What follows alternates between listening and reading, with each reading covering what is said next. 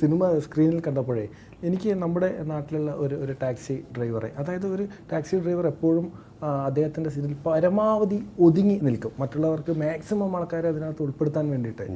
ലാലേട്ടൻ അത് കൃത്യമായി അങ്ങനെ തന്നെയാണ് ചെയ്തേക്കുന്നത്. അത് ആ സമയത്ത് വന്നതാണോ അതോ? തീർച്ചയായിട്ടും നമ്മൾ പലപ്പോഴും എത്രയോ ജീപ്പ് ഡ്രൈവേഴ്സിനെ കണ്ടിട്ടുണ്ട്, വണ്ടികൾ പോകുന്ന കണ്ടിട്ടുണ്ട്.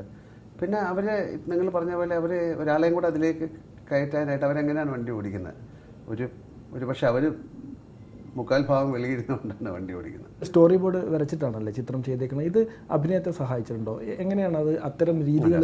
സീനുകളല്ല, നമ്മുടെ ഈ ആക്ഷൻ പോർഷൻസ് ഉണ്ടല്ലോ, ഈ ലോറി പോകുന്നത് അല്ലെങ്കിൽ കാറ് പോകുന്നത്, പിന്നെ ലോറി പോയി നിൽക്കുന്നത്, ജീപ്പ് ഇടിച്ച് നിൽക്കുന്നത്, അങ്ങനെയുള്ള കാര്യങ്ങൾ നമുക്ക് എടുക്കാം. അപ്പോൾ അവിടെ ഒരു സ്ഥലം കണ്ടിട്ട് എന്നാൽ കുറേ ഷോട്ട്സ് എടുത്ത് കഴിഞ്ഞിട്ട് പിന്നെ എഡിറ്റ് ചെയ്ത് കഴിയുമ്പോഴത്തേക്ക് അത് നമുക്ക് ഒരു ഷോട്ടും കൂടെ വേണോ ആയിരുന്നു എന്ന് തോന്നുന്നു, അല്ലെങ്കിൽ അപ്പോൾ അത് ഭയങ്കര ബുദ്ധിമുട്ടായതുകൊണ്ട് അത്തരം ആക്ഷൻ സീൻസുകൾ സ്റ്റോറി ബോർഡ് വെച്ചിട്ടാണ് ചെയ്തത്.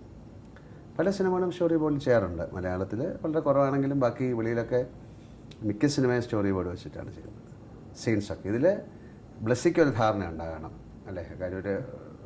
കാര്യം ഒരു ഷോട്ട് പോലും ആവശ്യമില്ലാത്ത ഷോട്ട് ഉണ്ടാകാൻ പാടില്ല എന്നുള്ള ഒരു വാശിയും കൂടെ ഈ സിനിമയുടെ പുറകിലുണ്ടായിരുന്നു. അപ്പം അത്രയും പെർഫെക്റ്റായിട്ട് തന്നെ വരണം.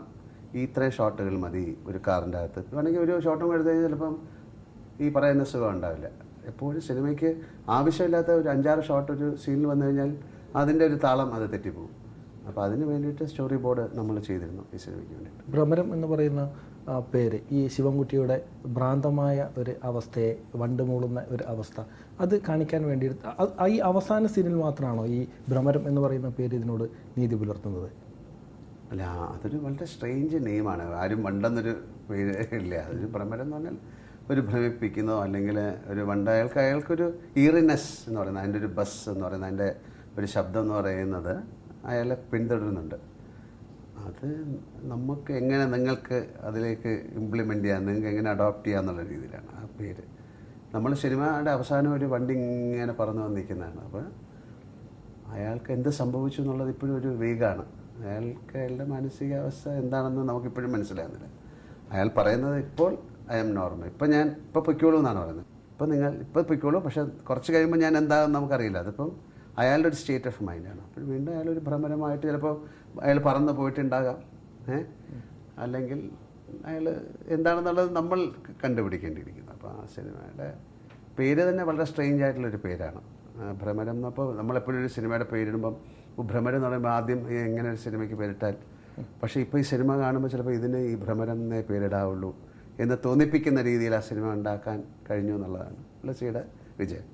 ഈ ശിവൻകുട്ടി എന്ന് പറയുന്ന കഥാപാത്രം ലാലേട്ടൻ്റെ അഭിനയ ജീവിതത്തിൽ എങ്ങനെയാണ് ലാലേട്ടൻ ഈ കഥാപാത്രത്തെ കാണുന്നത്? ഞാൻ ഒന്നാമത് സിനിമ കണ്ടിട്ടില്ല. നമ്മൾ ഡബ്ബിങ് സമയത്താണ് കാര്യം.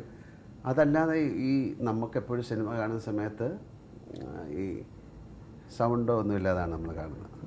പിന്നെ ഇതിലേക്ക് മ്യൂസിക്, മിക്സിങ് അല്ലേ, അതിൻ്റെ എഫക്ട്സ് ഒക്കെ വരുമ്പോഴത്തേക്ക് ഭയങ്കരമായിട്ട് ഇതിനെ അങ്ങ് എലിവേറ്റ് ചെയ്തുകൊണ്ട് പോകും. ശബ്ദം അല്ല, മ്യൂസിക് എന്ന് പറയുന്നത് അതിൻ്റെ ഒരു മാജിക്കാണ്. അപ്പോൾ അതെങ്ങനെയാണ് ഇതിലേക്ക് ഇംപ്ലിമെൻ്റ് ചെയ്തിരിക്കുന്നത് എന്നെനിക്കറിയില്ല. എന്തായാലും ബ്ലെസ്സിയുടെ സിനിമയും ബ്ലെസ്സി ആയതുകൊണ്ട് ഏറ്റവും നല്ല രീതിയിൽ തന്നെ ആയിരിക്കും അത് ചെയ്തിരിക്കുന്നത്.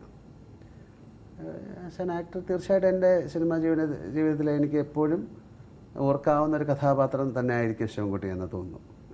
ആൾക്കാർ ഈ സിനിമ കണ്ടിട്ട് എന്നെ എത്രയോ പേര് വിളിക്കുകയും കൺഗ്രാജുലേറ്റ് ചെയ്യുകയൊക്കെ ചെയ്തിട്ടുണ്ട്. അപ്പോൾ അവർ പറയുന്നത് വളരെ സാധാരണ സിനിമകളിൽ അല്ലെങ്കിൽ വളരെ വ്യത്യസ്തത പുലർത്തുന്ന ഒരു കഥാപാത്രമാണ്, അതെല്ലാം നന്നായിട്ട് ചെയ്തു എന്ന് പറയുമ്പോൾ ഒരു ആക്ടർ എന്നുള്ള രീതിയിൽ എനിക്ക് വളരെയധികം സന്തോഷം തോന്നും. അപ്പോൾ തീർച്ചയായിട്ടും ഈ സിനിമ എന്ന് പറയുന്നത് നമുക്ക് നെഞ്ചോട് ചേർത്ത് വയ്ക്കാവുന്നൊരു സിനിമ തന്നെയാണ്. എന്ത് തന്നെയായാലും മനോരമ ന്യൂസിൻ്റെ ക്യാമറയ്ക്ക് മുന്നിൽ തുറന്ന സമീപനം കാഴ്ചവെച്ചതിന് ഒത്തിരി നന്ദി. Thank you very much.